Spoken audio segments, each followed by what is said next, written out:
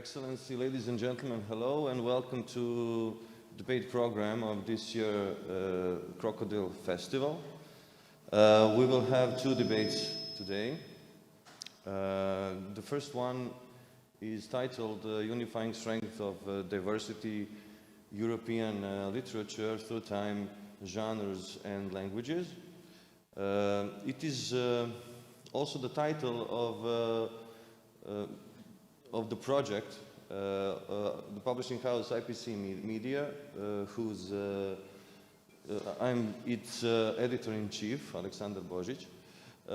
It's also the name of the project we are realizing with the Creative Europe program of European Commission. In that project, we publish 9 books.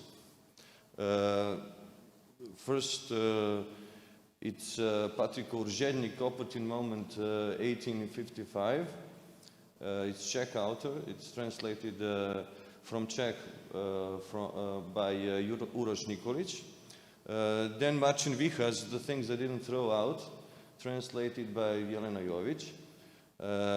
Darko's Tuševljaković is The Chasm, translated by Miguel, Roan, also known as Miguel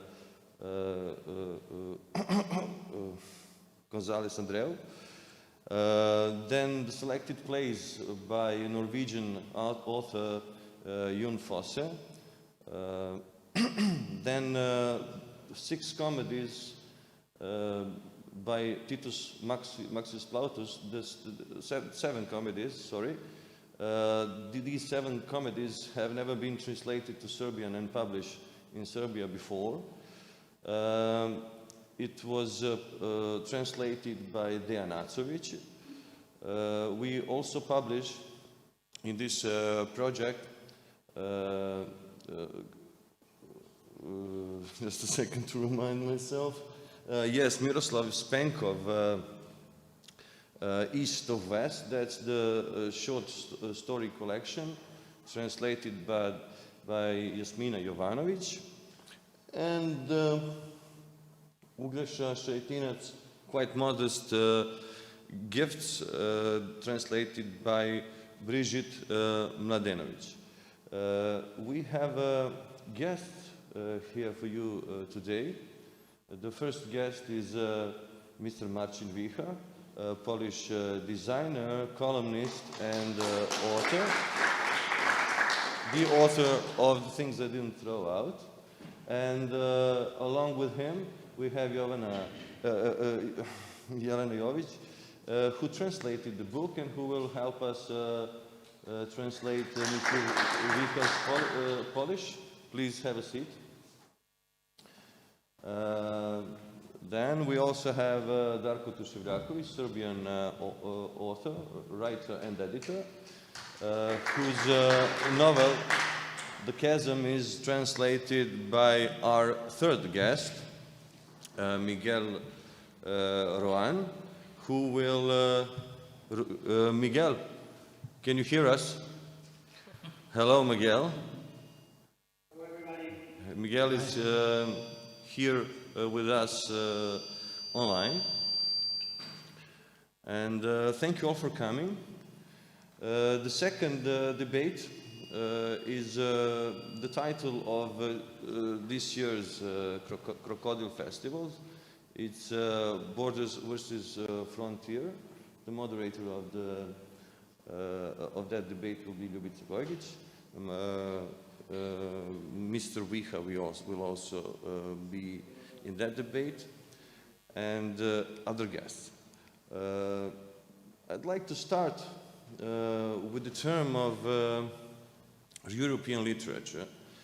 I'd like to ask, all of you are writers, I'd like to ask you, how do you consider European literature? Is it a roof term of particular manifestations such as national literatures, or is it the sum of national literatures? I mean, is it a true identity of particular national literatures, or is it just the sum of all of the European literatures? Is European literature kind of European civilization?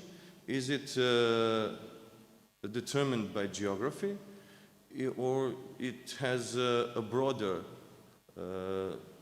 sense? Mr. Wicha.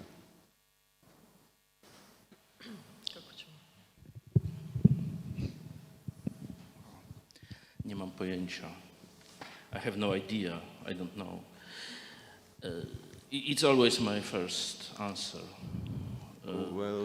I don't know. But Speak in Polish. Jeśli o mnie chodzi, kiedy myślę o tym, to wydaje mi się, że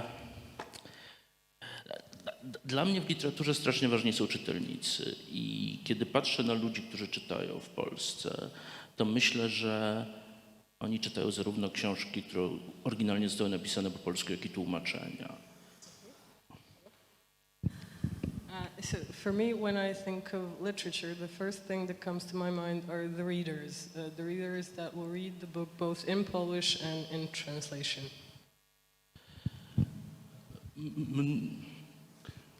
We continue, just you have the microphone. Okay. Kiedy myślę o najważniejszych książkach ostatnich 20-30 lat, to przychodzą mi zarówno do głowy książki, które przeczytałem w oryginale, jak i książki, które czytałem w tłumaczeniu. Znaczenie tłumaczy jest coraz większe, moim zdaniem. W Polsce oni są coraz bardziej doceniani, nazwiska tłumaczy umieszcza się na okładkach, tłumaczy się na nowo książki, które były już wielokrotnie tłumaczone i dyskutuje się nad tymi tłumaczeniami. Okay, so when I think of books, I think of the books that were written 20 or 30 years ago, and the books that I'm reading not only that are written in Polish, but also translated. And another question that comes to my mind are the translators and the role of the translators, and their name is being written nowadays on the covers of the books. I ja nie wiem, czy to jest odpowiedź na twoje pytanie, ale dla mnie literatura europejska to jest to wszystko, co jest ważne dla Europejczyków, kiedy to czytają. Także rzeczy w tym sensie to jest literatura europejskiego odbiorcy. W tym też sensie wydaje mi się, że dla europejskiej literatury coraz ważniejsze są rzeczy, które powstają poza Europą, czy które powstają na pograniczu Europy, czy powstają stworzone przez ludzi, którzy nie są Europejczykami. So I'm not sure if I've answered your question, but when I think of European literature, I think what makes it are the books that are written nowadays and what people are writing. But in addition to that, it's also about the books that come from outside of Europe, which is also important. Thank you, Darko. Well, as a writer, it's complicated to think about those things in terms of your trade, of what you do. When you write or when you think about writing something, you cannot think about those things because it creates an additional burden to think about whether you represent something else than yourself, whether you represent your nation or your region or the whole of the continent, as you suggested. But in retrospect, we can discuss those things, and I'm not sure. You mentioned geographical boundary, and that is maybe the truest thing that can be said. Because what about? I'm not sure whether if the books or the writers from the other side of those boundaries are that different, and that they deal with different things than writers from Europe. Because if we're reading books from writers from different countries or different cultures, what gets us together is the things that we share with those people. So there are some universal things that we recognize in those books and in those writers and in what they're trying to say. And I think that those things are too universal to be divided into continents or even regions. So we can talk about European literature, but I don't see it as a scene. You know, I almost see it really as a geographical reference. But do you see it as a tradition?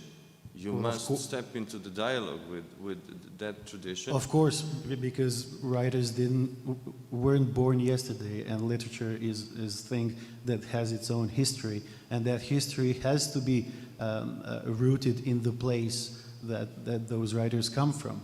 That's true, and I think that national literatures are idiosyncratic in a way, but in the same way that every writer is idiosyncratic, and Yes. it's also universal for the whole planet, that feature. So yes, European or regional or national literature is rooted in history and in the place where it's written, and I'm sure that we as a region share a lot of common things, especially from recent history, and we write about that. We are bound to write about things that we know and that happen to us, but everybody else is doing the same thing. And a lot of similar things, or close enough, but similar things have happened to other people, maybe in some other times in history. So I don't think it's so different, you know, especially if you consider greater amount of time, you know, historically speaking. Yes. Miguel, can you hear us? I must check once more. It's a very complex topic, but very interesting at the same time. I do agree with Darko about the geographical thing, no? That even if there is no common sense of European literature, we are like sharing the same geographical space. But we can see it in another way. When I was living in Malaysia, I spent there 3 years. They consider our literature as European.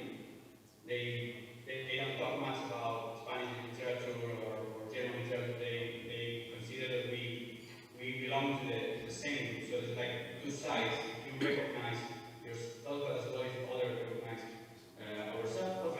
And I think that exists European literature, and at the same time we are building it. You know, we are more close. Let's say that 50 or 100 years ago, we share more experiences.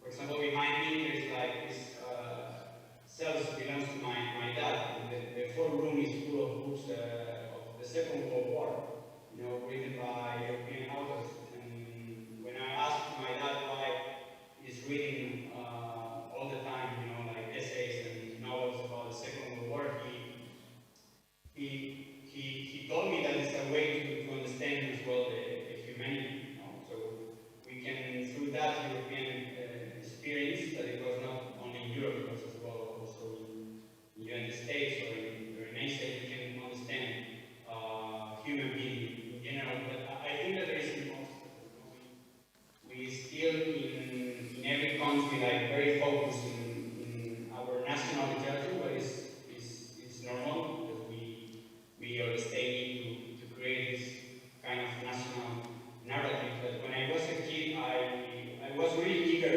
to read about other parts of the world, and of course other parts of Europe, but until you are maybe a teenager or even an adult, you don't start to have awareness about other people's literature.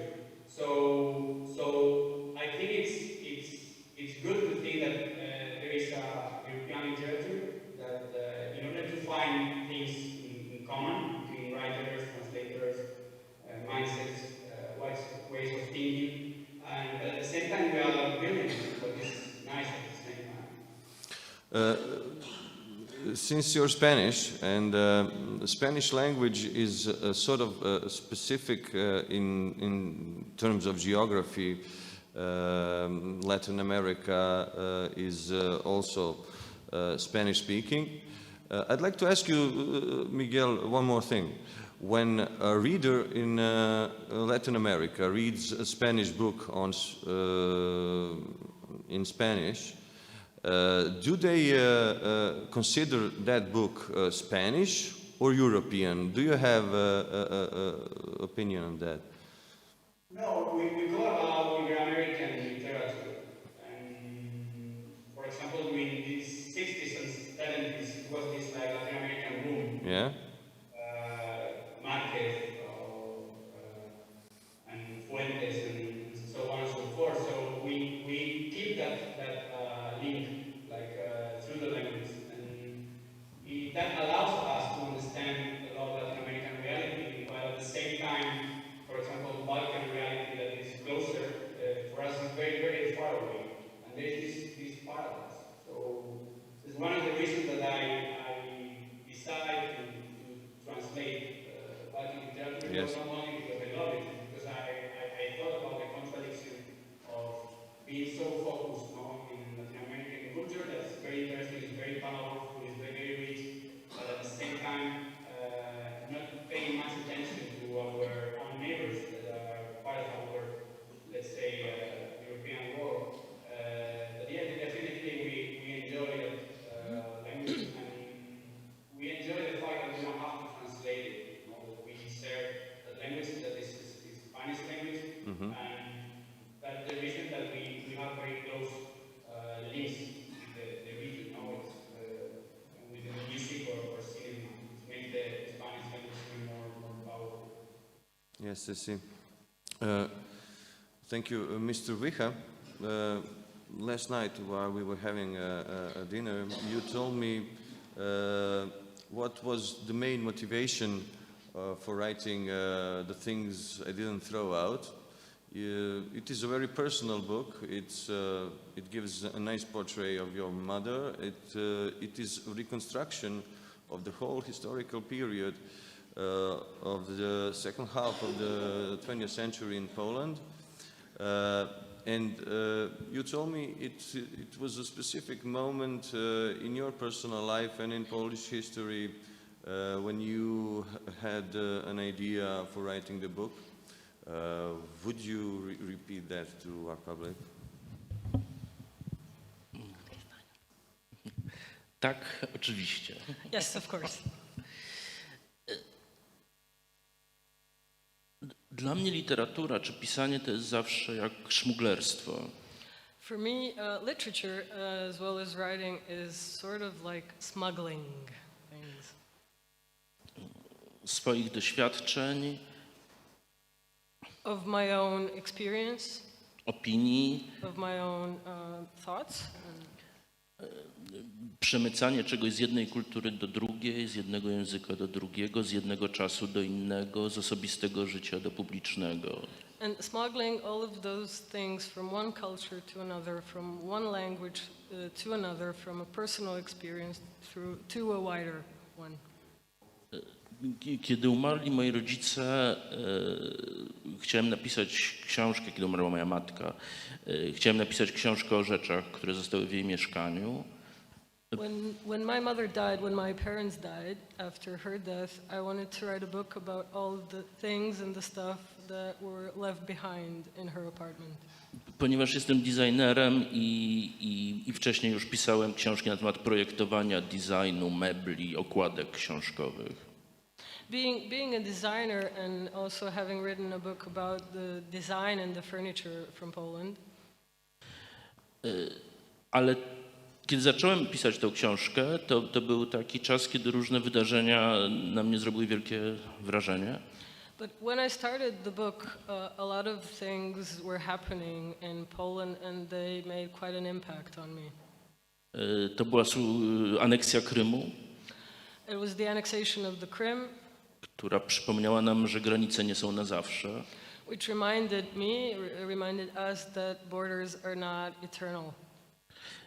Wojna na wschodzie Ukrainy, która przypomniała nam, że pokój nie jest na zawsze. The war in the eastern Ukraine that also reminded us that peace is not everlasting. A także zmiana władzy w Polsce, która przypomniała nam, że liberalna demokracja nie jest na zawsze. And also the change of the government in Poland that reminded us that liberalism is also not eternal. I uświadomiłem sobie, że czasy moich rodziców, którzy urodzili się po wojnie i którzy wierzyli w to, że granice są na zawsze, pokój jest na zawsze i liberalna demokracja są na zawsze, że te czasy się właśnie kończą, zaczyna się coś nowego. And it reminded me that while my parents lived in Poland after the Second World War, that all of those things are not eternal, the things like war, peace and liberal democracy. I opisując rzeczy, i opisując książki, na których się wychowali, wśród których żyli, bo okazało się, że tych rzeczy w mieszkaniu, większość z tych rzeczy w mieszkaniu to są po prostu stare książki. Więc opisując te książki, chciałem też opisać ten świat, który miałem poczucie, że właśnie się kończy. So writing about the books, because most of the stuff that were in the apartment were exactly books, I was writing about that time and about their belief that borders are eternal and my personal feeling that they are not. Oczywiście świat się nie kończył. But the world did not, of course, come to an end. Ale dla tych ludzi urodzonych tuż po wojnie, w 1946 roku, zmarłych na początku XXI wieku, wychowanych w takim bardzo specyficznym, komunistycznym, inteligenckim, warszawskim, trochę polskim, trochę żydowskim środowisku, no to na pewno z mojego punktu widzenia ten ich świat, a do pewnego stopnia mój, też się kończył, a w każdym razie przeobrażał. So for the people who were born just after the Second World War and who died just at the beginning of the 21st century, their world did come to an end in a way. I to była jakaś jedna z tych przeszmuglowanych myśli w tej książce, że można opisać swoje osobiste cierpienie, ale że gdzieś w to się włącza jakaś taka refleksja na temat tego, jak świat się przeobraża. No a to z kolei sprawia, że nawet na przedmioty czy okładki patrzymy z nostalgią. So that was one of the things that I wanted to smuggle through that book, the way the world changes. I wanted to add just one thing I did not manage to translate before about the post-Second World War generation. It was not only about the communism, but also the Jewish experience of them growing up at that time.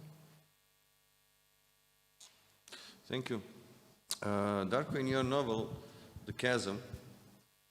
The chasm is, let's say, as I see it, the smallest possible distance between people. It's the gap, the rift between us all, between persons, they can be narrowed. I see it in this way by literature. In a novel you describe the process of making a book when David talks to Damir about his birth experience. That's how that's how I feel it. It was a kind of a description of the writing process.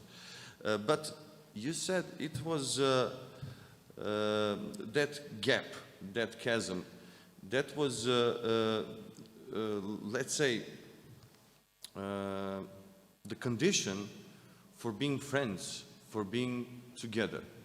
Can you describe it a little bit? Well, yaz or gap or the chasm, as you want to, whatever you want to term to use, means a lot of things in the novel. But before I answer the question, I'd like to say that there are some interesting parallels between what Marcin just said about his novel and his ideas and writings and things that I find in Yaz, in the chasm, concerning the old times and the generation that whose world is crashing away and dying, and the next generation who lives maybe in some kind of a different world or the modification of the previous one. So maybe that is a good answer to your first question about the European literature. There are some common things and themes that we all explore because in a way we had similar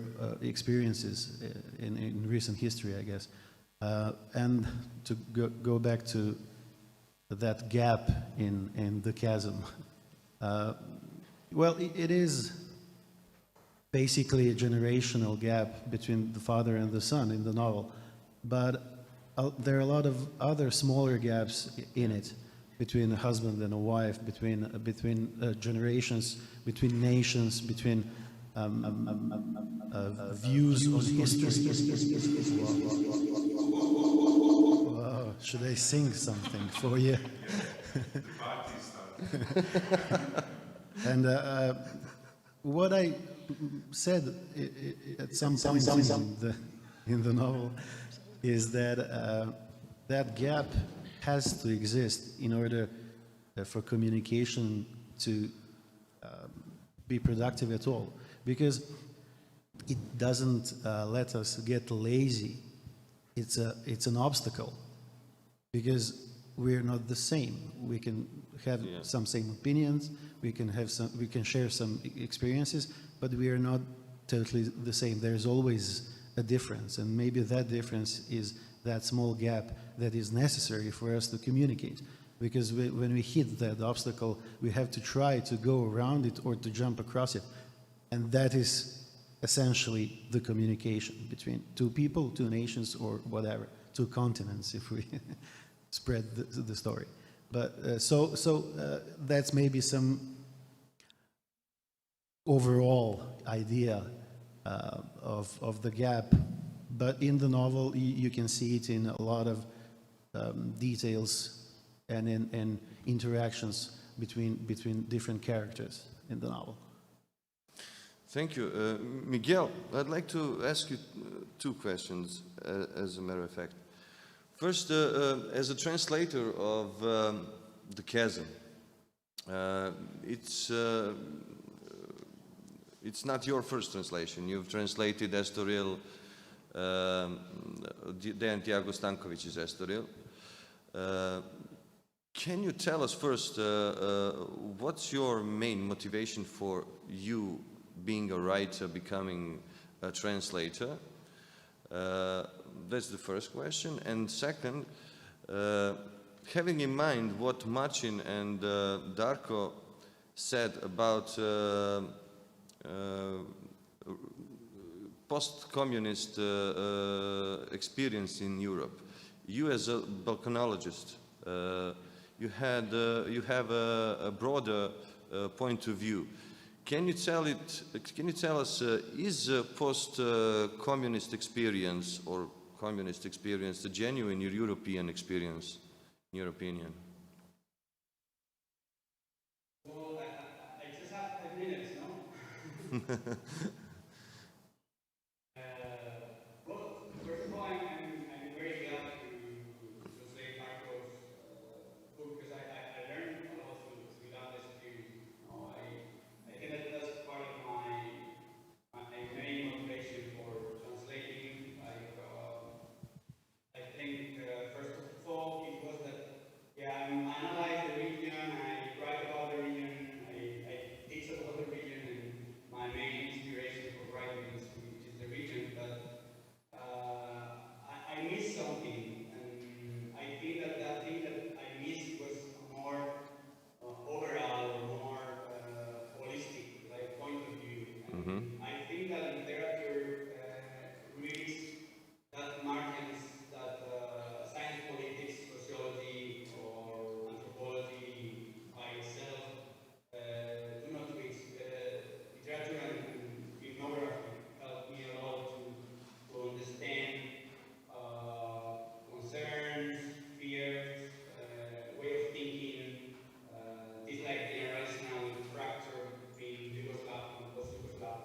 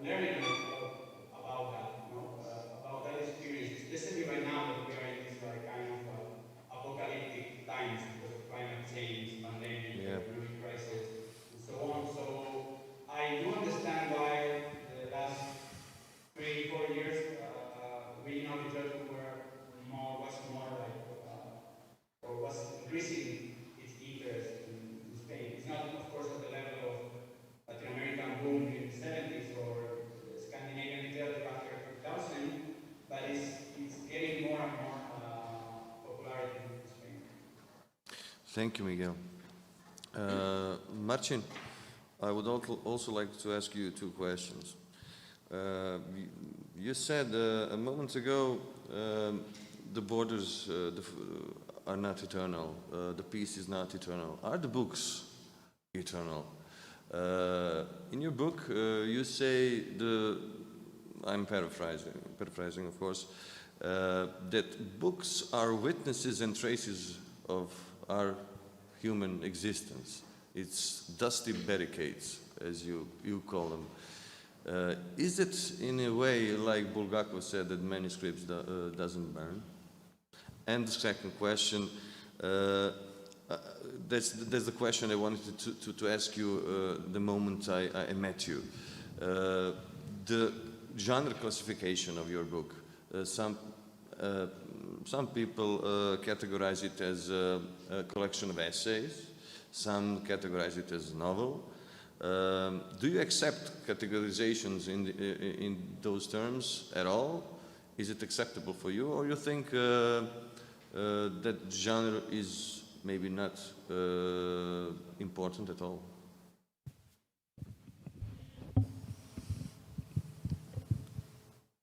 Ja osobiście jestem szmuglerem. I personally, as I said, am a smuggler. To znaczy nie potrafię napisać książki, która trzymałaby się jakiejś kategorii gatunkowej. Which means that I cannot even write a book that would stick to a specific genre. Myślę, że przynależność do jakiegoś gatunku jest potrzebna tak długo, jak nam pomaga w pisaniu. I think that being a part of a genre is we need it as long as we are writing the book. Ale kiedy zaczyna nam przeszkadzać powiedzieć to, co chcemy powiedzieć, kiedy przeszkadza nam w mówieniu, But when it gets in the way of what we want to say, to znaczy, że jest niepotrzebna. To można sobie ją darować. it means that it's not necessary, that it's superficial. W związku z czym ja sobie po prostu nigdy nie zadałem tego pytania. Myślę, że to jest problem wydawców. That's why I never really asked myself the question, and I think that's the question that concerns the publisher. I nawiasem mówiąc, kiedy mówimy o tym zacieraniu granic, to ja też uważam, że tak naprawdę nie stawiałbym granicy pomiędzy pisarzami a tłumaczami. Speaking of borders and the fluidity of borders, I also think that there isn't really a border between the writer and the translator.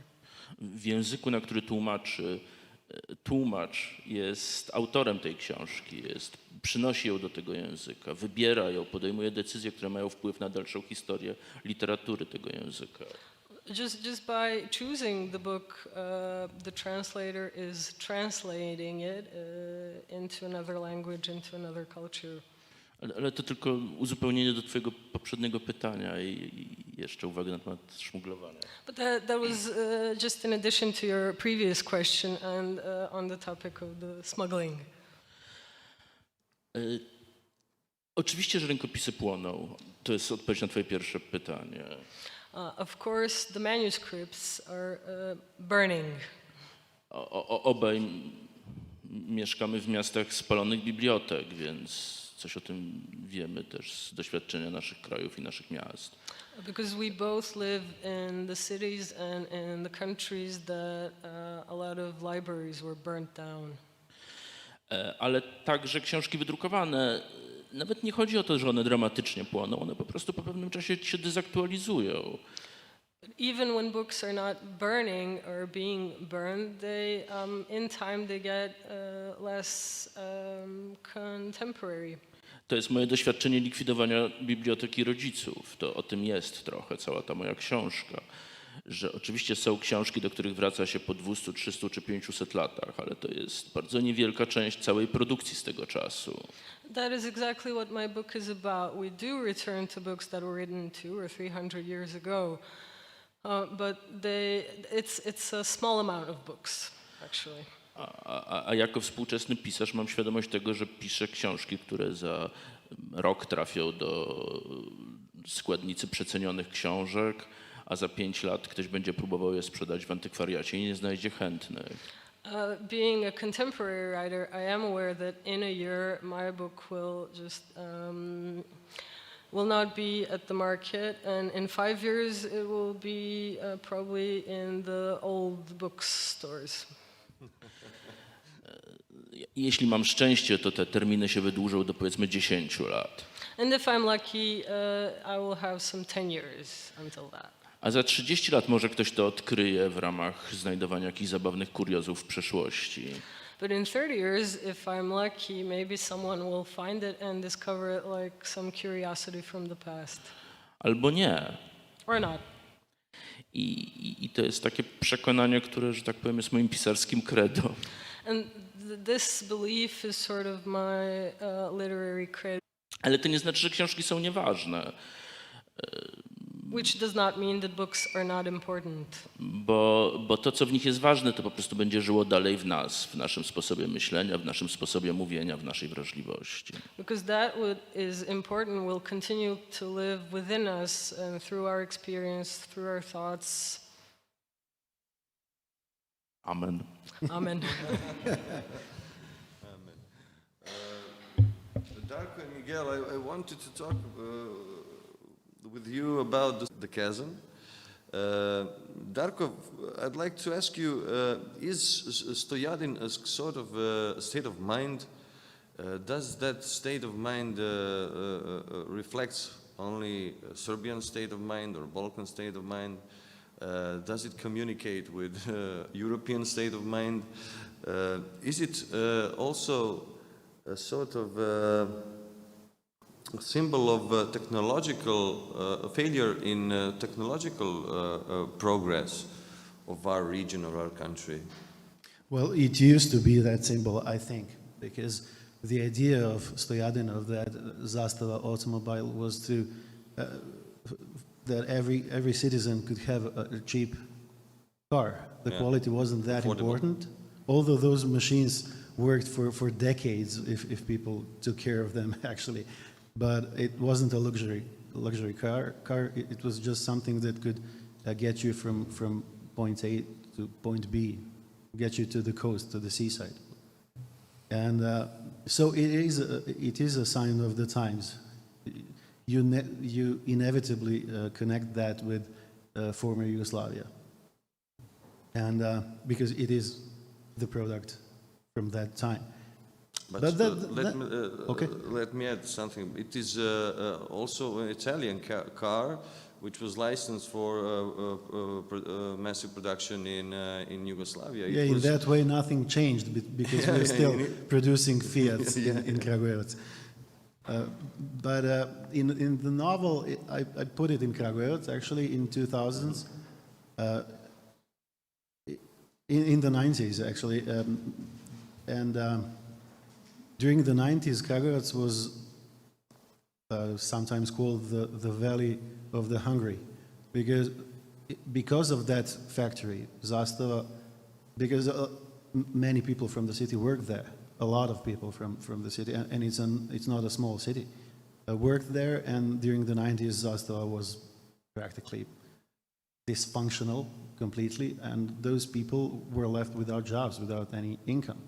But the strange things, because I spent those years in Kragujevac, the strange thing is maybe they weren't able to buy bread, but they always had for gas for those Stojadins they drove. So it was, I think, I saw it that way. It was a certain status symbol or something that they had to cling to, because everything else was dying and everything else was falling apart. But you had to have that car and you had to have gas and to drive it. You know, it was an interesting thing for me back then, and now when I think about it, it's still interesting. That's something that I actually put in the novel really directly. So it's maybe even a generational thing, because you can connect it to the older generation who tend to pile up old things and stick to them. You know, there's a tradition of not throwing away anything. We keep plastic bags. So in the same manner, we drove those Stojadins until they literally fell apart, I think. Thank you. Miguel, do you see Stojadin as a symbol of a state of mind? Is that state of mind, is it Balkan's state of mind? Is it a state of mind which accepts worse than necessary? How do you see it? It's important.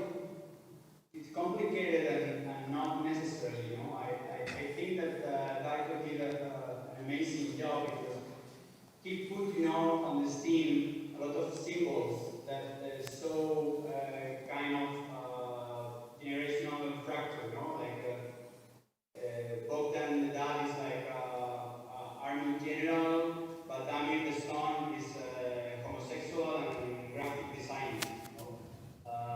Yeah. So I can imagine, you know, myself, you know, when I'm working on a project and somebody from the previous generation asks me what I'm doing, I'm saying I'm launching a project, I'm project manager, you know, what does it mean, you know? So it's true that in the 30, 40 years, last 30, 40 years, things change a lot. And it's true that there is kind of paralysis in the Balkans. It happens like for 10 years, kind of paralysis, while things there were very, very fast, you know, especially in the 90s after Maastricht agreement. So it was like a terrible loss for the Balkans in that sense. But life it's amazing, you know. And for example, you see right now how many people are interested in brutalism. Or, Yeah. Even if they were not living in Yugoslavia, they are very nostalgic, you know. And they identify as well with that mentality because we live now a kind of end of utopia, you know. And you through that you can easily understand why so many people are so skeptic, you know, in the region about the future. So Darko's book really helps, you know, readers to understand some kind of current state of mind. I'm not saying that everybody is like this, but it's a very like familiar landscape. In terms of technology, I think that the Balkan experience is not so specific. You know, for example, yeah, I mean, Bogdan is a soldier. He's very rigid. He belongs to authoritarian way of thinking, coming from Yugoslavia, of course, like army is a hierarchical institution, while the new generation is living in this kind of liquid system. No? Sigmund Bauman will talk about liquid society, when right now you cannot grab anything. You cannot grab ideologies. You cannot grab even your working contract because maybe it will last just for 6 months. So in a period of 30, 40 years, things change a lot. But I see my dad generation in Spain, like how right now they are struggling with digital life. You know? When they have to download an app or open a bank account, when they have to, I don't know, to deal with websites in order to make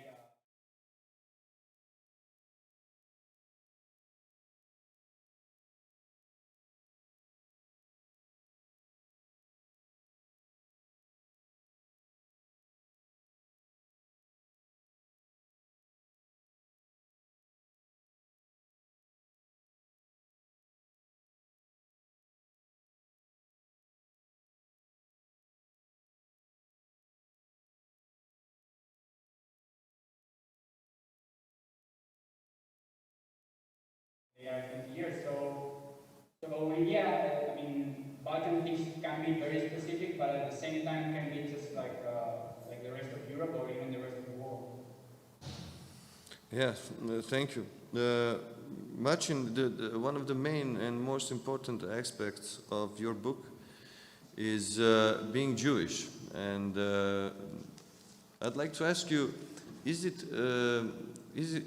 does such thing as Polish-Jewish identity exists, and is it Is it one of the main topics in your book? Tak, na oba pytania. Yes, of course. Oczywiście istnieje żydowska tożsamość. Ja bym powiedział, że istnieje kilka milionów żydowskich tożsamości. Of course there is something like Jewish identity. I would actually say that there are millions of Jewish identities. Wydaje mi się, że zastanawianie się nad swoją żydowską tożsamością jest podstawą żydowskiej tożsamości. And questioning one's own Jewish identity is the core of the Jewish identity. Natomiast w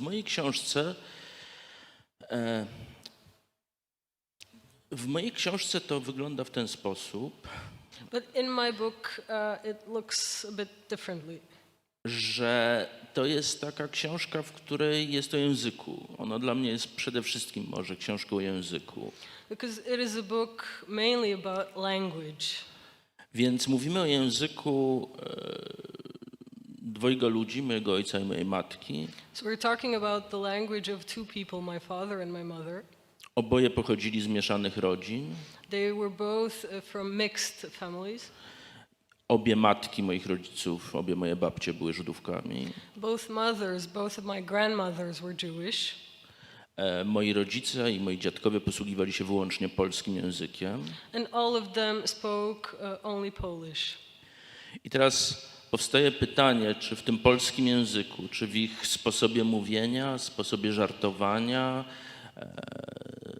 sposobie przywoływania cytatów przechowało się coś z czego żydostwa. W jaki sposób to wpłynęło na ich język i na ich postrzeganie świata.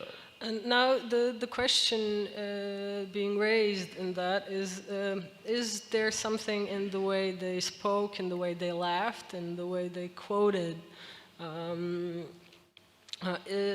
Is there some of Jewish identity in their language?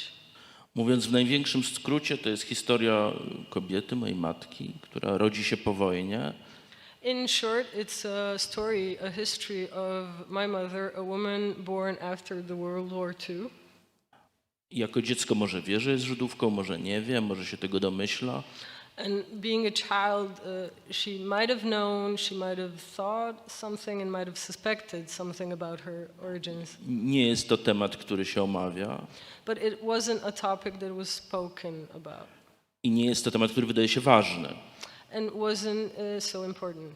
Ponieważ to jest największe marzenie rodziców, którzy przeszli przez Holokaust tak czy inaczej, żeby to już nie dotyczyło ich dzieci. Because that was one of the biggest hopes and dreams of the Jewish parents, that their children will not have to know and will not be burdened by the Żeby stać się częścią polskiej kultury. So they could become a natural part of Polish culture Socjalistycznego społeczeństwa. and the socialist society.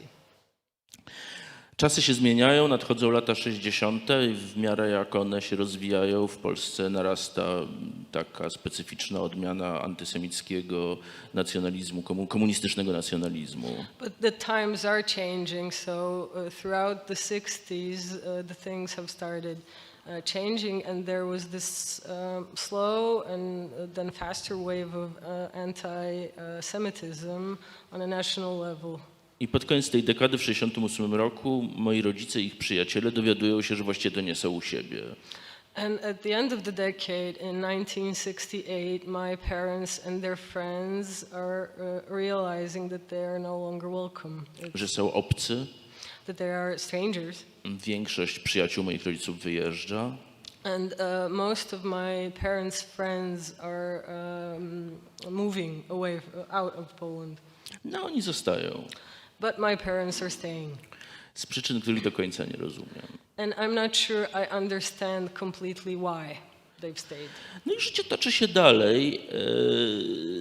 Myślę, że w ostatnich latach życia mojej matki But life went on, life goes on, and I think the last years of my mom's life, żydowska tożsamość stała się dla niej bardzo ważna. her Jewish identity became very important for her. Ale żydowska tożsamość rozumiana w bardzo specyficzny sposób. But Jewish identity very specifically understood. w dużym stopniu jako próba zrozumienia tego, co się wydarzyło w Holokauście, tego, o czym się nie mówiło, kiedy moja matka była dzieckiem, tego, co stało się z resztą jej rodziny. In the sense that the question about what happened during the Holocaust, what happened later, and my mom's growing up. No i chyba właśnie streściłem całą książkę. Chyba właśnie powiedziałem całą książkę. And I think that kind of is the core of my book.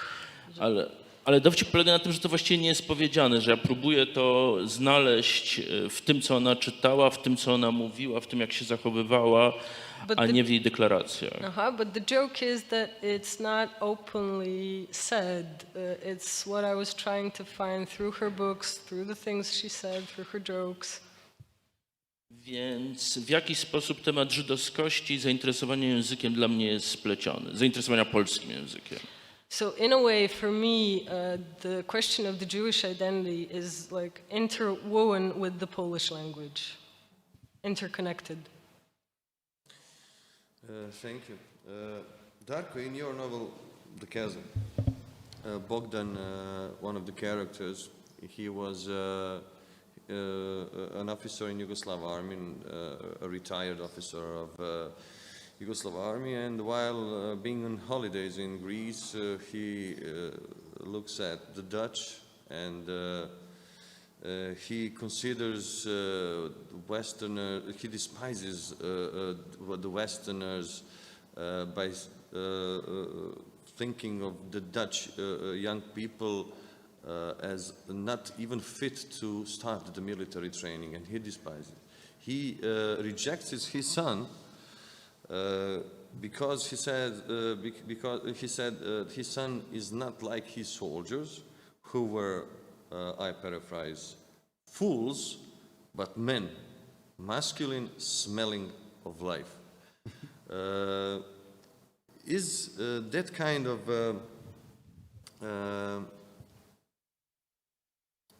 opinion on both the son and the total strangers whom he fights, in fact, the same? And is it strange and, how do you say that? Otuđenje.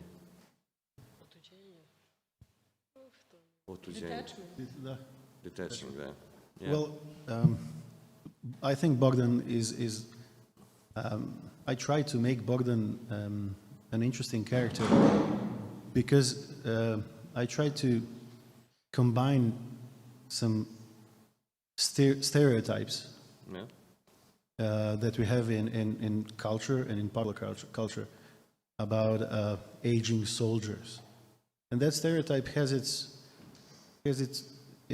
root. There is some truth in that stereotype, as in every, I guess, but I tried to do it with a twist, because I tried to create the character of Bogdan, who is that kind of old soldier, who cannot escape from his own box, which was created by that army in which he served. Sort of comfort zone, yeah? Of course, yes, and that's the only thing he can do, and that's how he thinks. He cannot even try something else. Well, during the novel, I think he maybe starts to manage to get out of that box. But my idea was to create that kind of character whom we should, I think, despise or even maybe hate. But when you make him real enough, then maybe you don't despise him. Maybe you try to understand that mindset. And then you maybe even find some attitudes, some of his features that you agree with. Because Bogdan is not just what you described. That is something that he talks loudly about. But his inner life, actually, he's not even aware of that completely. But in his inner life, we see and we recognize some things that we also have. Yes, I personally completely agree with this layer of Yugoslavism in his character. And of course, his complicated relation to his wife, to that vacation, to the whole crisis. There are some aspects in that, in his thinking, that are completely acceptable, I think. And then when you clash that with his strict views on military, on army, on his job, on young people, on new generations, then I think that was what I tried, to create the same conflict in the reader. Because what do you do with that kind of character? How do you how do you react to his behavior, to his opinions? Because people are like that, not like cartoon characters, black or white, because you have that guy, and if you met him on the street, maybe he'd hit you because he considered you a young fool, not fit for army. But if you spend a month with him, maybe you'd realize that he isn't just that, he has his faults. He's not a very nice character, but he's not a one-dimensional, he's not just representation of one thing. He represents a lot of things, and some of those things we can find in other people or even in ourselves. So what I was trying to create in The Chasm are the characters that are not good or bad, or they're both. David is the same thing, I think. In the second part of the novel, we deal with Bogdan's son and his university years in Kragujevac, where he met David, his friend. And the character of David is I think, pretty much the same. Not the attitudes. They're very different from Bogdan's. They belong to the different generations, of course. But that feeling of goodness and badness combined in one person is what I try to do with both of them. Yes, but all of these characters smell of life in Bogdan verse.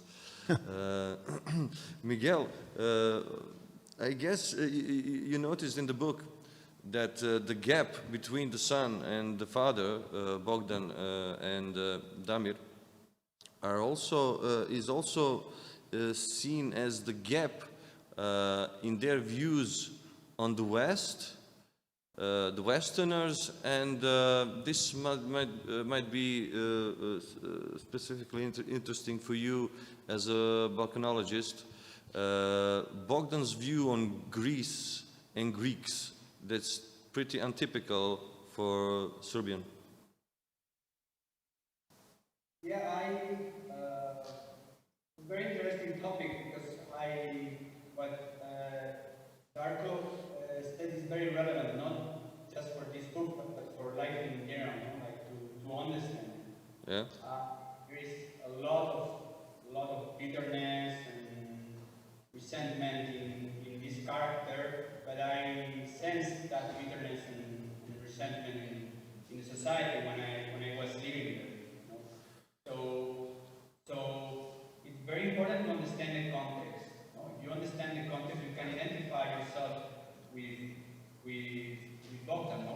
Let's say he was very powerful during times of Yugoslavia.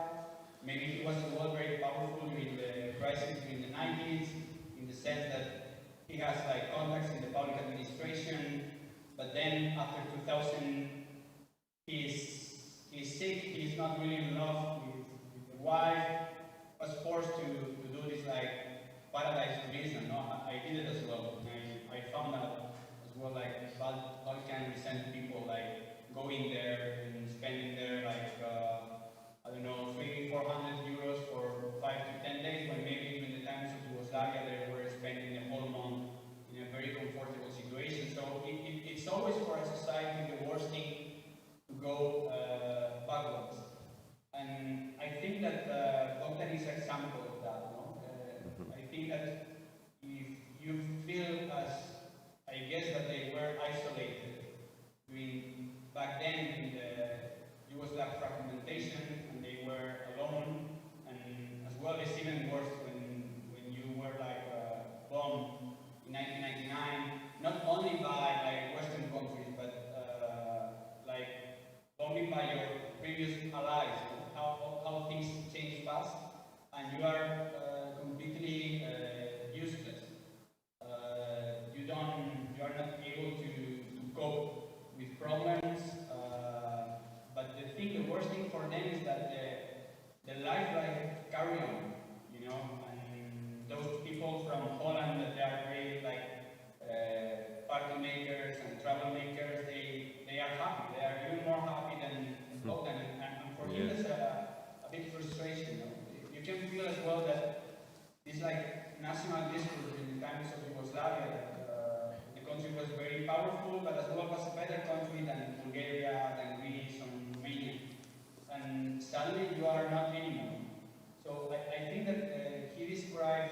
very well this personal frustration that if you just make a slight exercise of empathy, you can identify yourself with Bogdan. So Bogdan is not a dimensional character of a Yugoslav guy. No?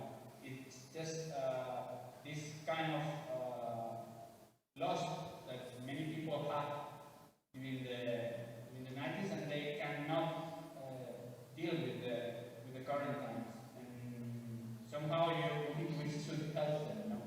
Not like pushing them or not frustrating more and not offending them, or maybe understanding their situation so we can move forward, not thinking so much in bad sense about the past.